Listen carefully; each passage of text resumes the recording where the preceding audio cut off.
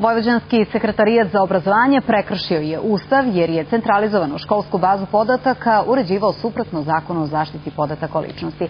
Naime, nadzorom koji je sproveo Poverenik za informacije utvrđeno je da ni jednom odredbom ni jednog zakona ne postoji osnov za uspostavljanje funkcionisanje takve zbirke podataka.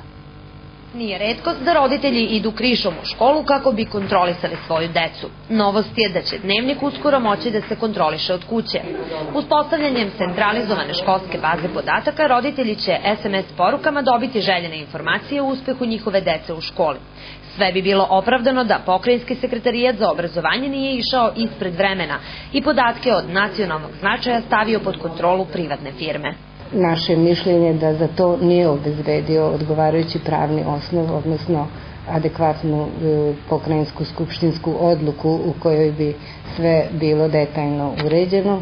Poverenik za informacije Rodoljub Šabić zahtevao je od vojvođanskih vlasti da zatvore sve pristupe bazi podataka iz lokalnih i spoljnih mreža i u roku od 10 dana izbrišu podatke o učenicima, roditeljima, nastavnom i vannastavnom osoblju. Na nalog Poverenika Pokrajinski sekretarijat za obrazovanje prekinuo je realizaciju projekta i naložio svim školama da to isto učine. Ako se izuzme ovaj propust sekretarijata, roditelji podržavaju postojanje baze podataka. S obzirom kakva je situacija danas i današnje vremena, mislim da je to dobro. Bilo bi fino da ima baza podataka koja može da služi. Pa ne mislim da ima ništa loše u tome. Smatram da oni podaci koji eventualno nisu dostupni javnosti neće ni otići u javnost. Centralizovana baza podataka je inače predviđena Zakonom o osnovama sistema obrazovanja i Ministarstvo obrazovanja do 11. septembra mora da je uspostavi. Na roditeljima je izbor da li će koristiti tu uslugu.